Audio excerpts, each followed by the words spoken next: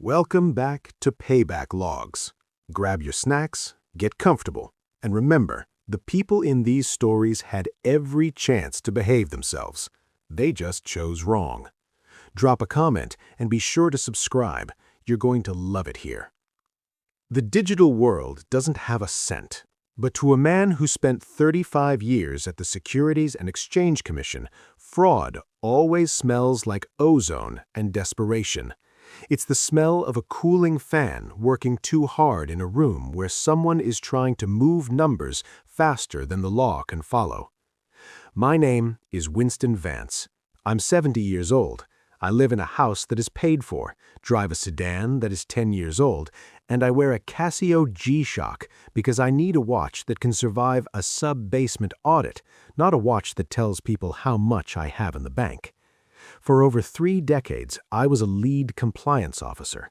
My job was to look at the perfect books of Wall Street titans and find the 1 cent that didn't belong. Because if you find the 1 cent, you find the lie. The silence of my Tuesday morning was broken by a vibration on my nightstand. It wasn't a call, it was an automated PGP encrypted alert from the Vance Family Trust master account. Alert. Password reset attempt. Unauthorized IP 192.168.1.105, masked via VPN, Seychelles. I sat up, the joints in my knees popping like dry kindling.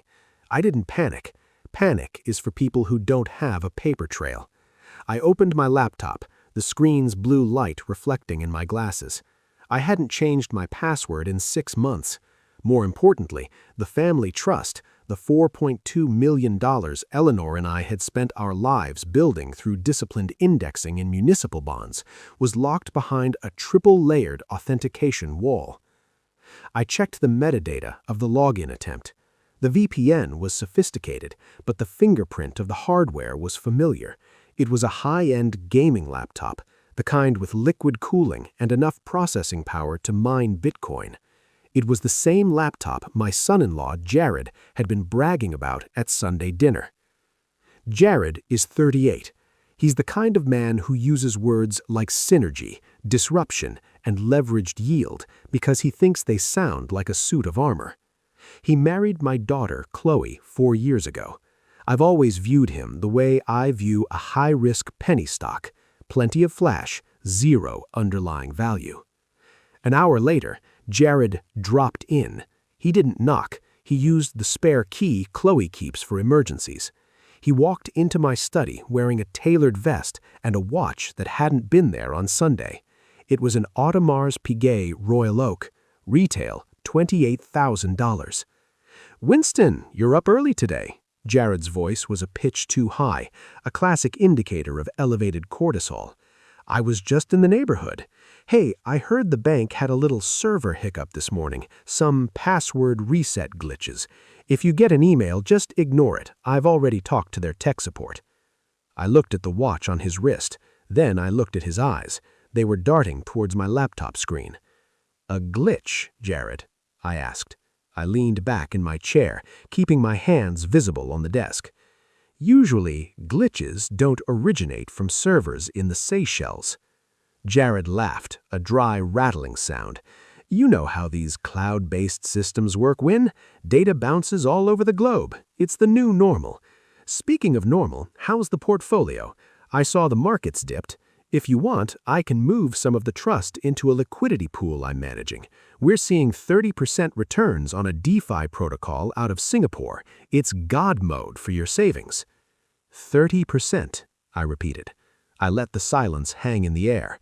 In the SEC, 30% guaranteed returns is the universal signal for "I am stealing from you." "Yeah," Jared continued, pacing the room. "The old school stuff, the bonds, the 401ks, they're dead weight, Win. You're letting inflation eat at Eleanor's legacy. I'm just saying, as family, I could take over the day-to-day. You've worked hard enough. Let the algorithms do the heavy lifting."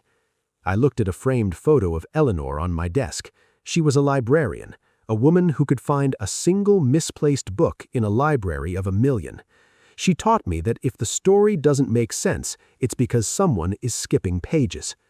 "I think I'll keep my hands on the wheel for now," I said softly. "Suit yourself," he said, his smile tightening until it looked like a scar. "But don't be surprised if the glitches keep happening. Technology waits for no man, Winston, not even a lead compliance officer." He left, the scent of his expensive cologne lingering like a bad debt. I waited until I heard his car, a new Porsche Taycan that definitely wasn't in his driveway last month, roar down the street. I turned back to my laptop. I didn't go to the bank's website. I went to the dead man's switch I'd built into the trust's digital bylaws 2 years ago. It was a piece of code that functioned like a tripwire. If any person tried to change the beneficiary disbursement or move more than $10,000 to an unverified wallet, the switch wouldn't just block the transaction, it would begin a silent audit. I entered my admin credentials. The screen flickered as the logs populated. My heart slowed to a steady, clinical beat as I saw the truth. Jared hadn't just tried to reset the password, he'd succeeded in bypassing the first layer 3 weeks ago. He'd been skimming, small transfers, $5,000 here, $8,000 there, moving the money into an offshore exchange called Kraken V. The total loss so far was $412,000.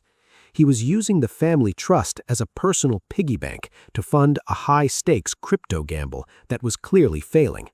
The Seychelles login wasn't a glitch. It was Jared trying to liquidate the entire core of the trust before the month-end statements arrived. He thought I was a retired bureaucrat who didn't understand the DeFi world. He thought because I didn't use a flashy laptop, I didn't know how to track a hash on a blockchain. He forgot that I spent my career catching people who were much smarter and much richer than him. I pulled a fresh yellow legal pad from my drawer. I drew a line down the middle. On the left, I wrote, "Reported assets." On the right, I wrote, "The hidden trail." The first crack had appeared. Jared thought he was disrupting my retirement. He didn't realize that in the world of compliance, the only thing that gets disrupted is the person who breaks the rules. I picked up my pen. It was time to start the log. The following week was a study in psychological warfare, executed with the subtlety of a sledgehammer. Jared didn't just want the money.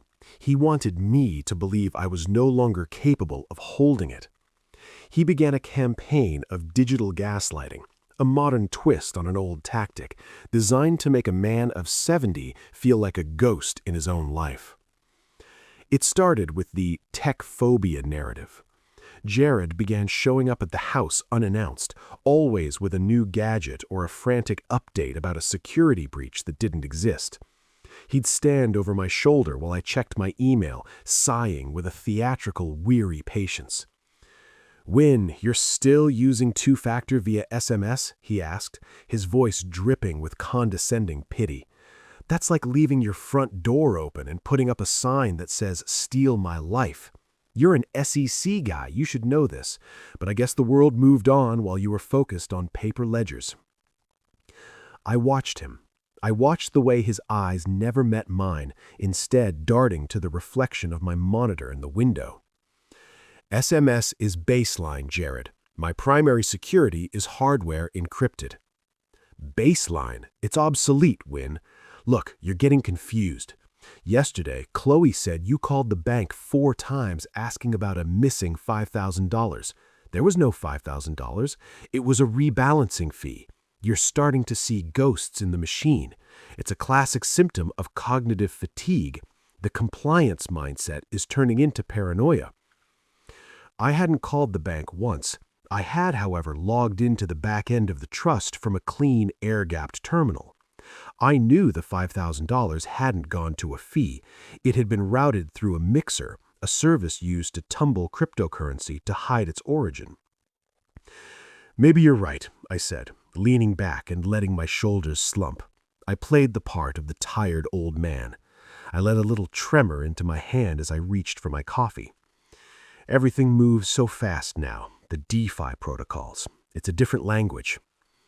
Jared's face transformed. The irritation vanished, replaced with a predatory gleam. He leaned in, his $28,000 watch catching the light. Exactly, that's all I'm saying. You've earned the right to stop worrying.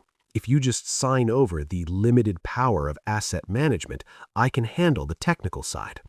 I'll put the trust into a smart contract. It's immutable, Win. It's safer than any vault. You won't have to remember passwords or worry about glitches anymore. A smart contract? I repeated.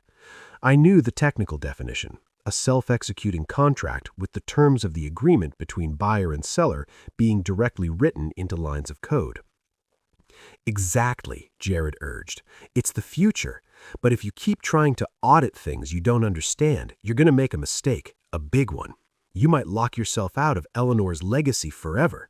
Is that what you want? To be the reason the grandchildren don't have a future because you were too proud to admit you're out of your depth?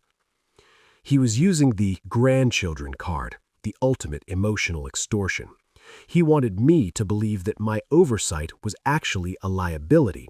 He was trying to convince me that my professional experience, the very thing that made me a lead compliance officer, was now a form of senility. I'll think about it, Jared. I need to see the liquidity pools you mentioned. I need to see the math. Jared rolled his eyes and stood up. Math? Win, it's not math anymore. It's code. It's liquid. I'll bring the paperwork by on Friday. Just try to keep a clear head until then, okay? Maybe take a nap. You look frayed. He left, and the silence that followed was heavy with his arrogance. I didn't take a nap. I went to my shadow file. I had been monitoring the limited power of asset management document he'd been drafting on his home network. Thanks to a simple keystroke logger I'd installed on the emergency laptop I'd given Chloe for Christmas, I could see exactly what Jared was planning. The smart contract wasn't a security feature. It was a drainer script, a piece of malicious code designed to automatically sweep any incoming funds from the trust into a private, non-custodial wallet the moment they hit the account. He wasn't just gaslighting me. He was preparing a digital execution. I opened my ledger and added a new entry. Psychological warfare and attempted fiduciary hijack. Method: targeted gaslighting regarding cognitive decline and tech literacy. Promotion of malicious smart contract as a security solution. Countermeasure: feed the ego. Allow the antagonist to believe the senior is compromised. Let him prepare the paperwork. The more he writes, the more evidence he creates. Jared thought I was frayed. He thought the old-school auditor was drowning in the deep end of the digital pool. He didn't realize that I was the one who designed the pool and I'd already turned off the heaters. I looked at the photo of Eleanor. He thinks I've forgotten the math, El, I whispered. He's about to find out that the math is the only thing that never lies. Friday was coming, and Jared was going to find out that God mode has a very short battery life when the SEC is watching. If you've been listening for a while and want stories like this to keep coming, it really helps if you hit that like button and subscribe. 97% of people never do, but it's what keeps this whole thing running. Thank you, genuinely. The silence of this house at 3 a.m. isn't empty. It's crowded with the ghost of a woman who was the moral North Star of my life. Eleanor didn't have a degree in finance or a badge from the commission, but she had a compliance mindset that was more rigorous than any federal auditor I ever worked with. She was a librarian, a woman who believed that a single misplaced decimal point was as offensive as a book shelved in the wrong category. I sat in the darkness of the kitchen, the linoleum floor cold under my feet, holding Eleanor's old leather-bound household ledger. This wasn't a digital spreadsheet. It was a physical record of 40 years of discipline. Every page was a testament to slow burn success. 1985, $50 to a Roth IRA. 1992, $200 to the grandchildren's education fund. We didn't build the $4.2 million trust through disruptive crypto schemes or God mode leverage. We built it by denying ourselves the luxuries Jared currently wears on his wrist. We drove cars until the floorboards rusted. We patched the roof ourselves.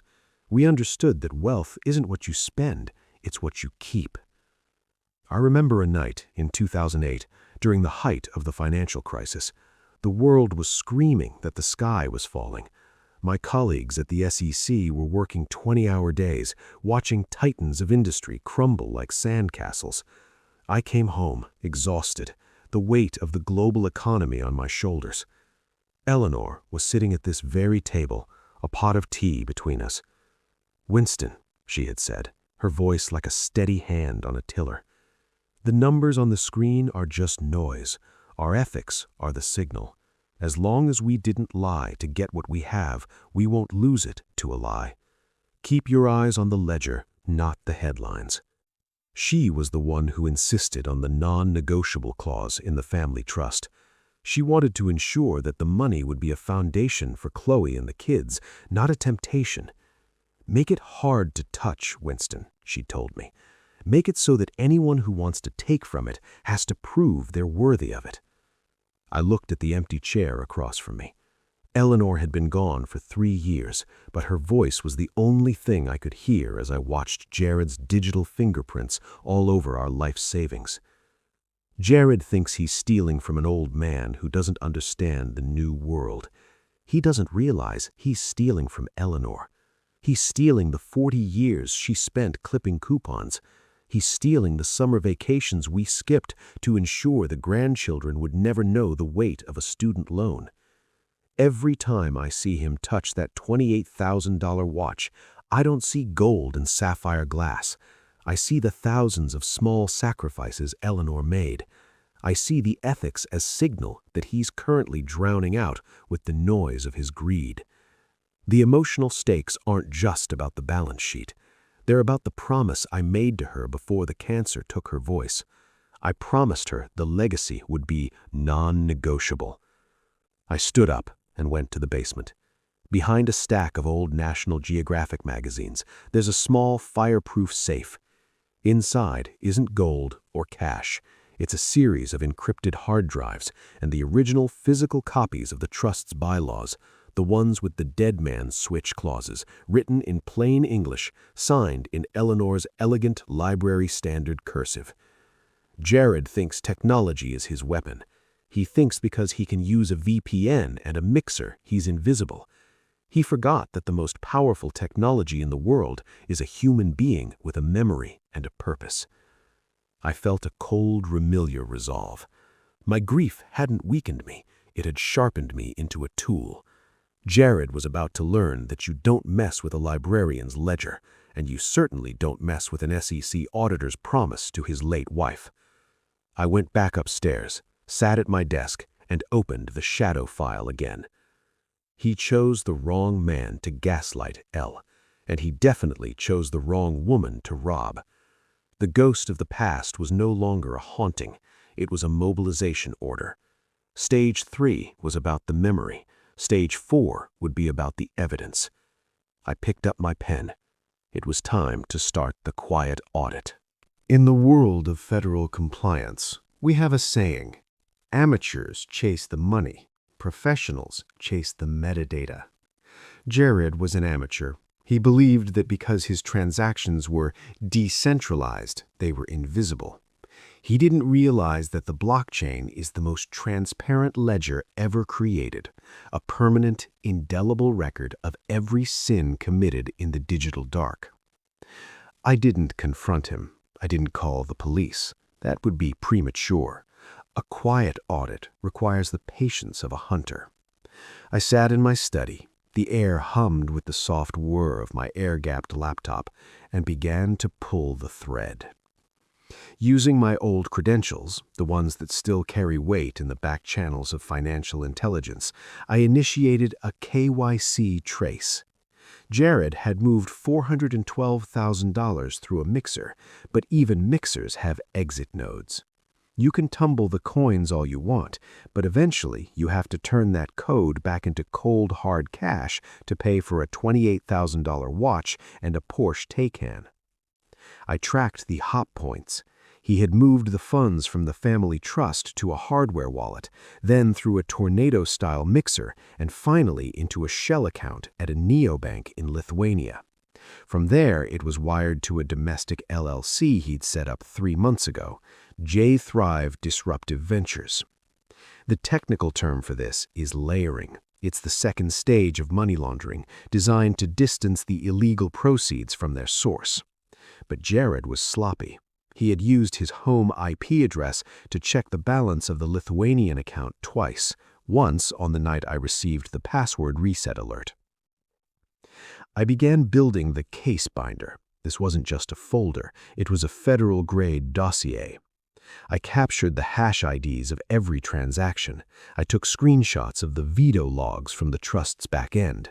I compiled the SARs, or suspicious activity reports, that the automated switch had already generated and sent to my private secure server. But I needed the smoking gun. I needed to know why he was stealing. I dug into his DeFi protocol, the one he called Aegis Yield. It took me 20 minutes to realize it wasn't a protocol at all. It was a classic Ponzi scheme built on a rebase mechanism. Jared wasn't a mastermind. He was a victim who had decided to become a predator to cover his own losses. He had lost his initial investment, which I suspect was my daughter's savings, and was now cannibalizing the family trust to average down on a dead asset. I watched the liquidity pool in real time. It was draining. The smart contract he was so proud of was hemorrhaging value. Jared wasn't just stealing the money, he was throwing it into a furnace. Every time my Casio G watch ticked, another few $100s of Eleanor's legacy vanished into a digital black hole. I didn't stop him. In a federal audit, you have to let the crime reach critical mass. You need intent, method, and the full scope of the damage. If I cut him off now, he'd claim it was a mistake or a technical error. I needed him to sign that power of asset management on Friday.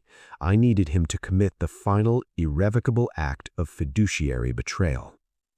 I opened my physical ledger and wrote, "Technical mapping complete. Method, layering via Baltic neobanks and shell LLCs.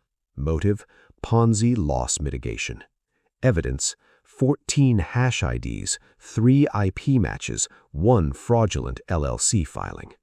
Antagonist status, desperate, hemorrhaging liquidity."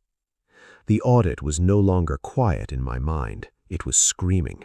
Jared thought he was a disruptor playing God mode. He didn't realize he was a mouse running through a maze I'd built out of federal statutes and digital tripwires. I looked at the case binder, now 3 inches thick.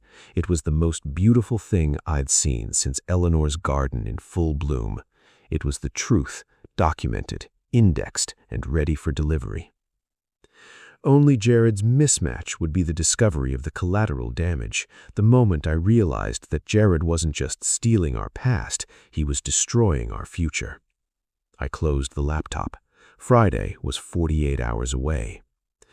"The math never lies, Jared," I whispered into the dark, "but it's about to become very, very heavy."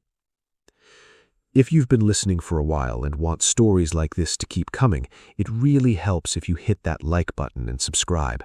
97% of people never do, but it's what keeps this whole thing running. Thank you, for real. There is a specific kind of cold that settles in your bones when you realize a person's greed has a body count. As a compliance officer, I've seen companies go under and pensions vanish, but those were always numbers on a spreadsheet. This was different. This was blood. I spent Wednesday evening at my daughter Chloe's house. I told her I just wanted to see the grandkids, but my eyes were scanning the environment for the secondary indicators of financial ruin. The house, a beautiful colonial we'd helped them down payment on, felt brittle. There were stacks of unopened mail on the sideboard, and the lawn, usually Jared's pride, was yellowing at the edges. "Dad, you look tired," Chloe said, handing me a mug of tea. She looked thinner than she had at Sunday dinner. There were dark circles under her eyes that no amount of expensive concealer could hide. "I'm fine, honey, just keeping busy," I said. "How's little Toby doing? Is the follow-up scheduled?" Toby is 7. He was born with a congenital heart valve defect. It's manageable, but it requires a specific high-tech surgery every few years as he grows.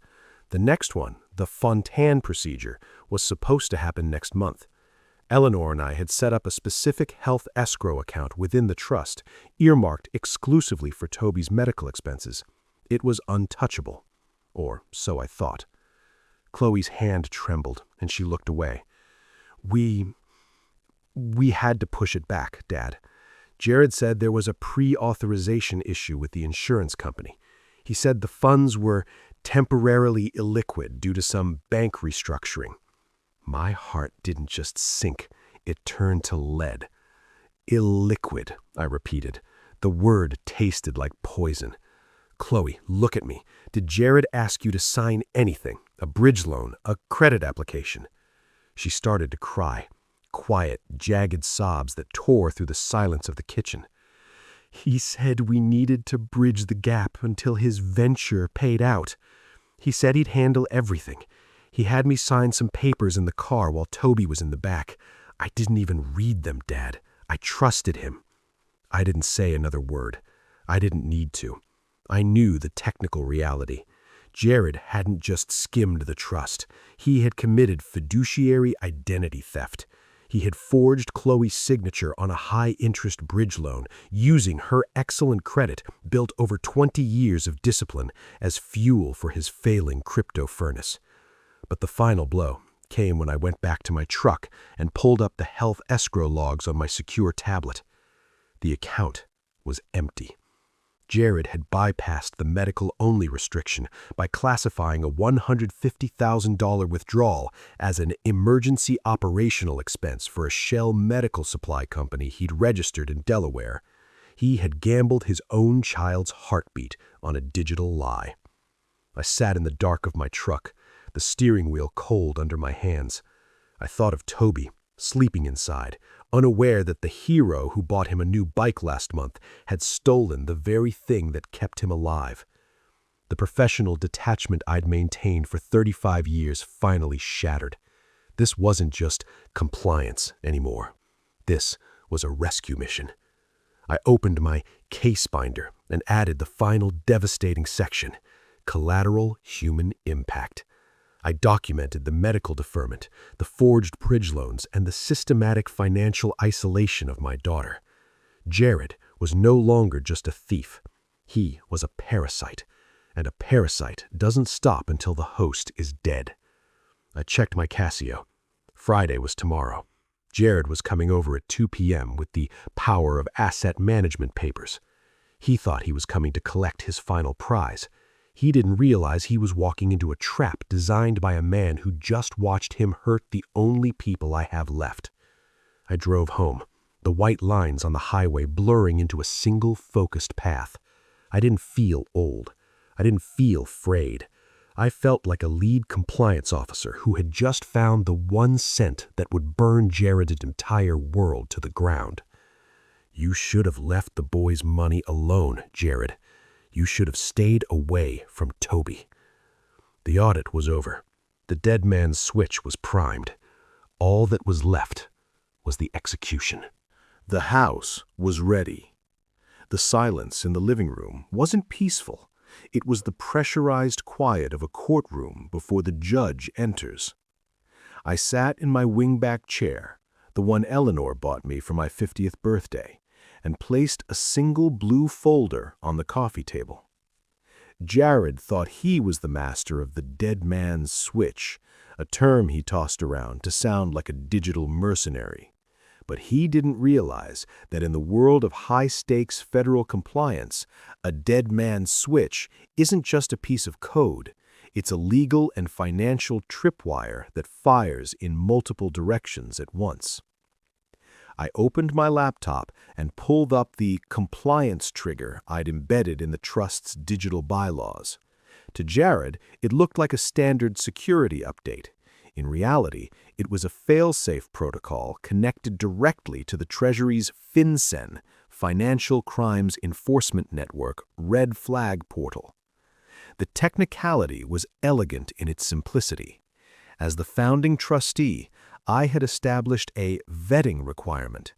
Any outbound transfer exceeding $10,000 to an unverified non-custodial wallet, the kind Jared used for his mixer tumbled coins, wouldn't just be logged, it would trigger a suspicious activity hold that looked like a common banking pending status to the user, but in the background, it was already transmitting the hash ID, IP address, and KYC metadata to the federal authorities. I had baited the hook. I'd sent Jared a confused text message earlier that morning. Jared, I'm trying to move the final $2 million into the SAFE contract you mentioned, but the system keeps asking for a final authorization hash. I can't remember where Eleanor kept the master key. Can you come over and help me finalize the transfer? The response was instant. On my way, Win. Don't touch anything. I'll handle the key. He was coming for the big score, the $2 million core of the trust, the money meant for Toby's heart, Chloe's security, and the grandchildren's education. He thought he was about to execute the all-or-nothing trade that would save his skin. I took the blue folder, the case binder, and tucked it under the seat of my chair. Then I pulled out a small, unassuming USB drive. It was a hardware security module. To the untrained eye, it looked like a thumb drive. To a federal auditor, it was a portable vault that recorded every keystroke made on the connected device. I plugged it into my laptop.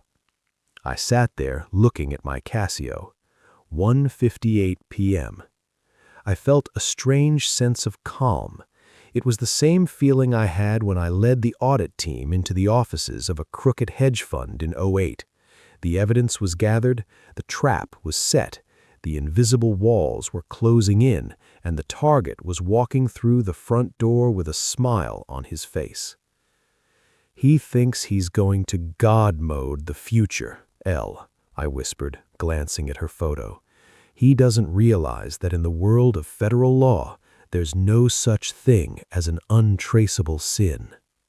I heard the Porsche Taycan pull into the driveway, the sound of stolen money idling on my gravel. The front door opened without a knock. "Winston, ready to secure the future?" Jared called out, his voice booming with a false manic energy. I didn't stand up, I didn't smile. I just looked at the screen. "I'm ready, Jared. The system is waiting for your final authorization.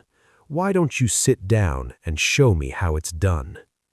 He walked towards the laptop, his hands trembling with a greed so intense I could almost feel the heat off him. He didn't see the dead man's switch waiting in the code. He didn't see the federal flag already waving. He just saw the $2 million. "Go ahead, Jared. Initiate the transfer." The light in the living room was low, filtered through the heavy oak branches outside, casting long, barred shadows across the carpet. Jared sat at my desk, hunched over the laptop like a starving man over a bowl of soup. His fingers flew across the keys, the mechanical clicks sounding like a countdown. "Almost there, Win," he muttered, his eyes reflected in the screen, dilated and hungry. "Just routing the liquidity through the bridge. Once I hit confirm, the old trust is gone. It'll be wrapped in the smart contract, untouchable, unauditable." "Unauditable," I repeated. I stood up, but I didn't go toward him. I walked to the sideboard and poured myself a glass of water. "That's a very specific word for a son-in-law to use, Jared." "It's the future, old man. Get with it." He let out a sharp, jagged laugh. "There, final authorization. Sending now." He slammed his finger onto the enter key with a flourish. He leaned back, his chest heaving, a look of pure, ecstatic relief washing over his face. He checked his $28,000 watch. "Within 60 seconds, those funds will hit the escrow wallet. We're safe, Win. You can finally stop looking over your shoulder." I didn't look at the watch. I looked at the screen. The progress bar for the transfer didn't turn green. It turned a deep, flashing crimson. Error. Transaction halted. Compliance trigger 402-A. Assets frozen by FinCEN order 78821X. Jared's smile didn't just fade, it curdled. He leaned in, his face inches from the screen. What? No, that's a server error. That's just the bank's lag. It's not a lag, Jared, I said. My voice was no longer frail. It was the voice that had made billionaires sweat in deposition rooms. It's a dead man's switch, and you just tripped the wire. What are you talking about? You're trying to save my money. He spun around, his face a mask of panic. I reached under my chair and pulled out the blue case binder. I dropped it onto the coffee table with a heavy, final thud. Inside that binder is every hash ID for every dollar you've skimmed over the last 3 weeks, I said, walking toward him. I have the IP logs from your Seychelles VPN. I have the KYC records from the Baltic Muyo Bank. I have the registration papers for J Thrive Disruptive Ventures, the shell company you used to launder $412,000 of Eleanor's life savings. Jared's breath hitched. He looked at the binder, then at me. Win, you're confused. I can explain. It was a bridge loan. I was going to pay it back. You stole Toby's heart surgery fund, Jared. The room went cold. The air seemed to crystallize. I saw the health escrow logs, I continued, stepping into his space. I saw the $150,000 withdrawal you marked as emergency medical supplies. You gambled your own son's life on a Ponzi scheme because you were too arrogant to admit you were failing. You didn't just break the law, Jared. You broke the one thing that was non-negotiable. I was going to fix it, Jared screamed, jumping up, his chair clattering to the floor. The Aegis protocol was going to moon. I just needed more time. You don't understand how this works. You're an old relic. You're a ghost. A ghost who still has his federal security clearance, I said. I picked up my phone and tapped the screen. Do you know what happens when a lead compliance officer files a manual SAR with a Priority 1 flag for medical-related fiduciary theft? The DeFi world doesn't matter anymore, Jared. The real world comes for you. I pointed to the window. 2 dark sedans were pulling into the driveway, their tires crunching on the gravel Eleanor had picked out. Those aren't smart contracts coming up the walk, Jared. Those are special agents from the IRS Criminal Investigation Division. I sent them the case binder 2 hours ago. The transfer you just tried to make, that was the overt act they needed to finalize the warrant. Jared's knees buckled. He sank back into the chair, his face gray, the $28,000 watch looking like a shackle on his wrist. Chloe, she'll hate you for this. You're ruining her life. No, Jared, I said, leaning down until our eyes were inches apart. I'm the one who's saving her from the man who ruined it. I'm the one who paid off the bridge loan you forged her name on this morning. I'm the one who moved the remaining trust assets into a protected vault you couldn't find with a map and 100 years of processing power.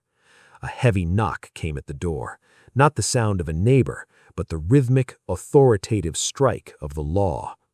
You forgot the first rule of the SEC, Jared, I whispered. Never bet against a man who has the ledger. The agents entered the room. They didn't shout. They were professionals. They read him his rights while he sat in a catatonic silence. As they led him out in handcuffs, the silver links of the restraints clinking against the gold of his watch, he looked back at me one last time. He looked small. He looked like the bad debt he always was. I didn't watch him go. I walked to the desk, closed the laptop, and picked up the photo of Eleanor. The reckoning was over. The God mode had been unplugged. The signal is clear, El, I said to the empty room. The math held up. I sat down in my chair and waited for the silence to return. It took a while, but eventually the house was quiet again.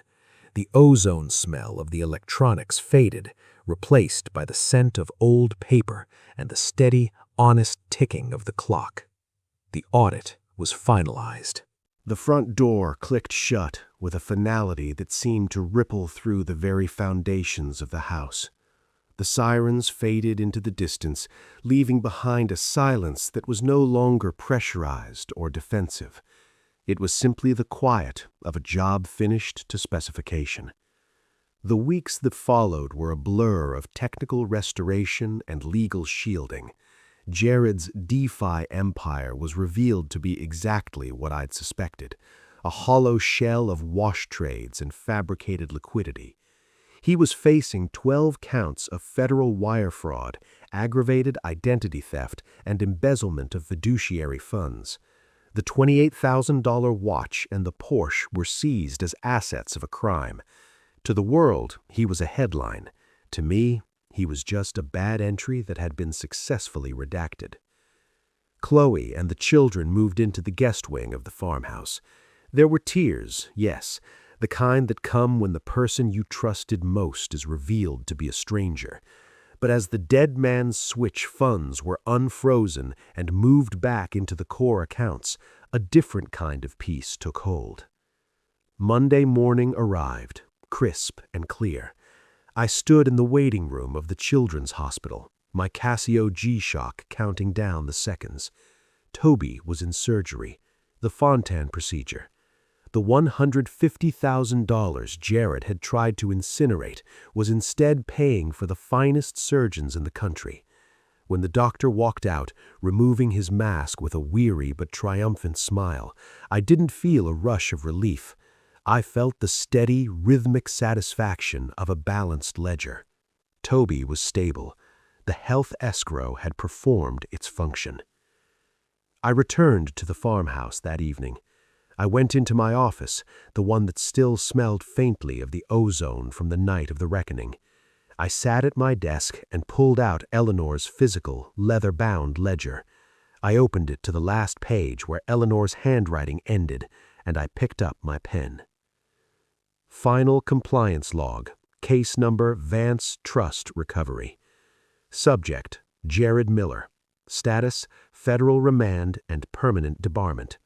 Recovery, 4.2 million core assets secured, 150,000 medical escrow restored, 412,000 skimmed funds recovered via asset seizure. Secondary outcome, fiduciary identity of Chloe Vance restored. Medical intervention for Toby Vance, successful. Final disposition, portfolio rebalanced, risk adjusted to 0. Closing statement, ethics are the only signal that survives the noise. I closed the book. The leather creaked, a solid, honest sound. I walked to the window and looked out at the garden. It was spring now, and the first of Eleanor's peonies were starting to push through the soil. They didn't care about blockchain or God mode or the frantic desperation of men who want something for nothing. They just grew, slow and steady, according to the laws of the world. Jared thought he was the new guard. He thought the old-school rules of compliance and character were obsolete. He didn't realize that the more complex the world becomes, the more the simple truths matter. You don't steal from the people you love. You don't gamble with a child's heart. And you never ever assume the man holding the ledger doesn't know how to count. I checked my watch. 8 p.m. I walked to the kitchen and put the kettle on. The house was quiet, but it was a good quiet. The heartbeat of the family was steady again. I'm Winston Vance. I'm 70 years old. I have $4.2 million, and every cent of it is exactly where it's supposed to be. Thank you for listening to Payback Logs. If you enjoyed this journey of digital justice, don't forget to hit that like button, leave a comment about your favorite part of the reckoning, and subscribe to the channel. It's what keeps these logs coming. We'll see you in the next one.